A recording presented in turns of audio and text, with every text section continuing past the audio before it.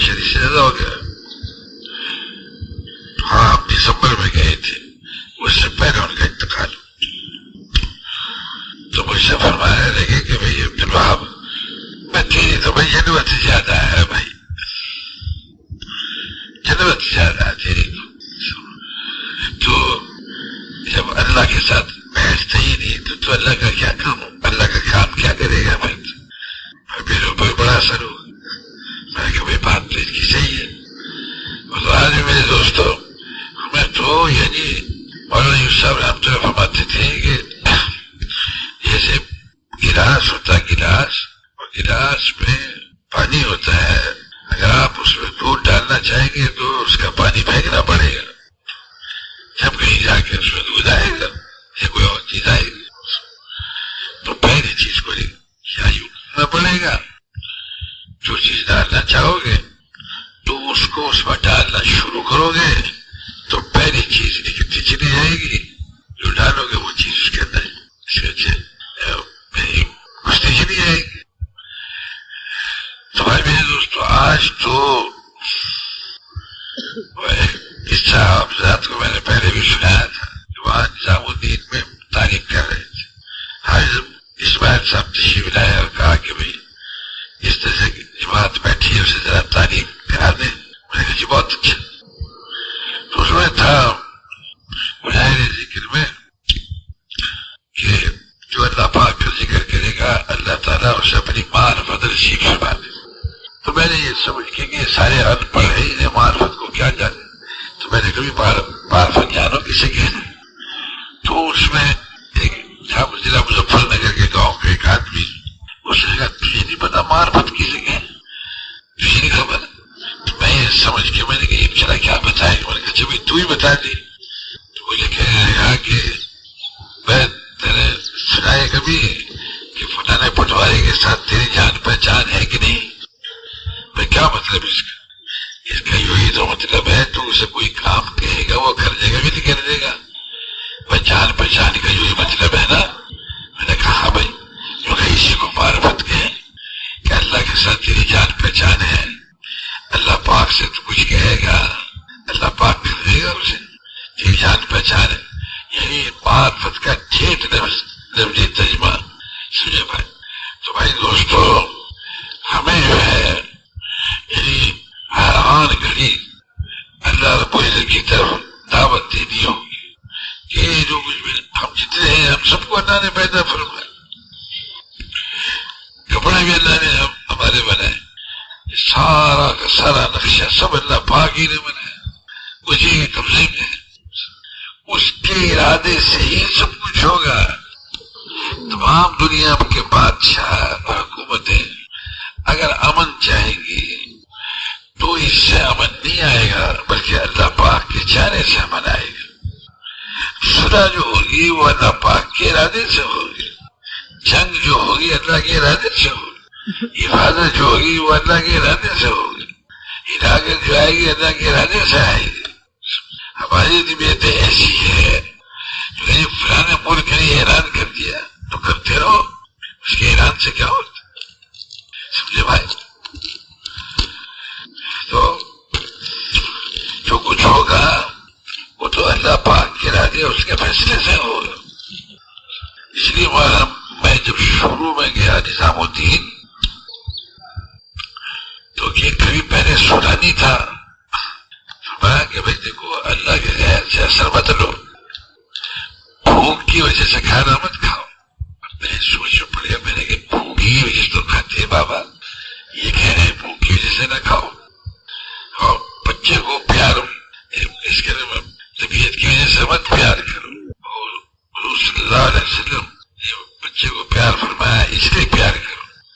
وہاں نظام الدین میں سخان لگا ہوا تھا تو ایک آدمی کہہ رہا تھا کہ بھائیو اس لیے کھانا کھاؤ کہ اس سے جو طاقت حاصل ہوگی تو اس سے ہم عبادت کریں گے.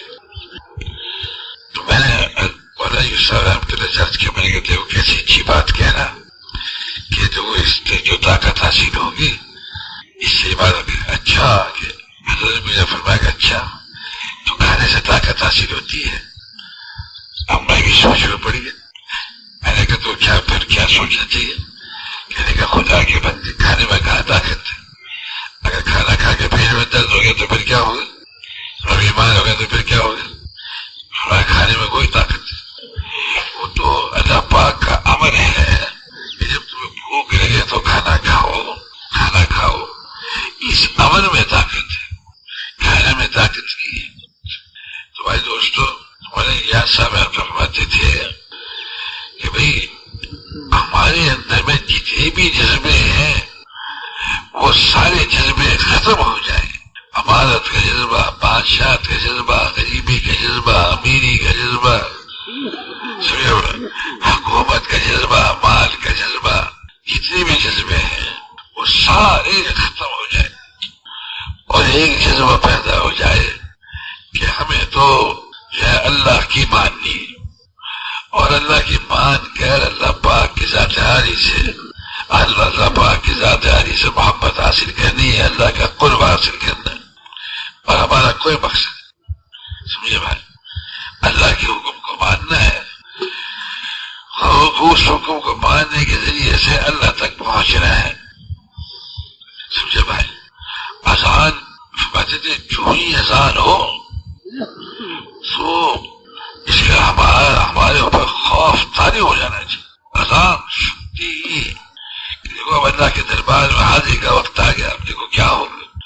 ہمارے اوپر ایک روب طاری ہو جائے اور اس کے مطابق اس کی تیاری کرے. اللہ کے دربار میں کھڑے ہو جا کے اور مفتی صاحب نے ایک دفعہ اپنا دکھائی دیا کہ لگے کہ جب یعنی آدمی یہ صراط المستقیم کہے اور اس کا دھیان اللہ کی طرف نہ ہو، بڑی سخت بات ہے یہ. بچے کبھی پہلے دھیان ہی نہیں جاتا رہتا. تو میرے بھائیوں دوستو، میرے چیزوں، ہم جو ہے آج ساری دنیا اللہ پاک کے غیر سے اثر لیے ہوئے، اور ہم سارے کے سارے جتنے بھی عمومی طور پر اللہ کے غیر سے اثر لے کے اپنی جان اور مال کے خرچ میں لگے ہوئے. اور انبیاء علیہ السلام کو اللہ تعالیٰ نے سارے انسانوں کو یا کسی قوم کو یا کسی ملک والوں کو ساری مخلوق سے ان کے رخ کو پھیر کر خالق کی طرف پھیر دینا، اس کے لیے محنت فرمائی. اللہم اجعلنا دعاتنی الیک وإلی رسولک، یا اللہ تو ہمیں اپنی ذات عالی اور اپنے رسول کی طرف بلانے والا بنا دے. سمجھے بھائی، ہم تو تمام دنیا بھر میں جتنے انسان ہیں ان کے رخوں کو اللہ کی طرف پھیرنے کے لیے اللہ نے ہمیں بھیجا ہے، اور اللہ رب العزت کے حکموں کے آگے سر جھکانے کے لیے لوگوں کے سروں کو اللہ کے سامنے جھکانے کے لیے بھیجا ہے. ہم خود بھی اللہ کے سامنے سر جھکاوے. میرے دوستوں، دنیا میں جتنے انسان بستے ہیں ان پہ بھی ایسی محنت کریں کہ وہ بھی اللہ پاک کے آگے سر جھکانے والے بنے. اور محمد صلی اللہ علیہ وسلم کی اتنی عظمت، اتنی بڑائی ہمارے دل میں بیٹھ جائے. میرے دوستو، حضور صلی اللہ علیہ وسلم نے جیسے سر جھکا کے دکھایا یا بتایا، ہم اسی طریقے سے سر جھکاویں. جس وقت میں حضور صلی اللہ علیہ وسلم نے جو عمل کیا اور اللہ پاک کے جس حکم کو پورا کیا اور جس طرح سے پورا کیا، اس طریقے سے پورا کریں، اور محض اللہ پاک کے راضی کرنے کے لیے پورا کریں. اور پورا کرتے ہوئے ہم دھیان کریں کہ اللہ پاک دیکھ رہا ہے. ہم جو حکم پورا کر رہے ہیں وہ ہمارے دل کو دیکھ رہا ہے کہ کس ارادے سے کر رہے ہیں. سنیے بھائی، اللہ تعالیٰ لکھا کہ لوگ کہتے ہیں کہ بھائی میں اللہ کو دیکھ رہا ہوں یا اللہ مجھے دیکھ رہا ہے، تو اللہ مجھے دیکھ رہا ہے اس کو کم درجے کا سمجھتے ہیں. حالانکہ فرمانے کے کہ اگر کوئی راج یا مستری دیوار بنا رہا ہو اور اس کو یہ پتا ہو کہ مالک دیکھ رہا ہے، بناتے ہوئے جو بنا رہا ہوں، تو کتنے فکر سے وہ بنائے گا. اور اگر یہ ہو کہ مالک نہیں دیکھ رہا پھر پرواہ نہیں کرے گا. یہ کوئی کم درجے کی بات نہیں ہے. یہ سوچنا کہ اللہ ہمیں دیکھ رہا ہے.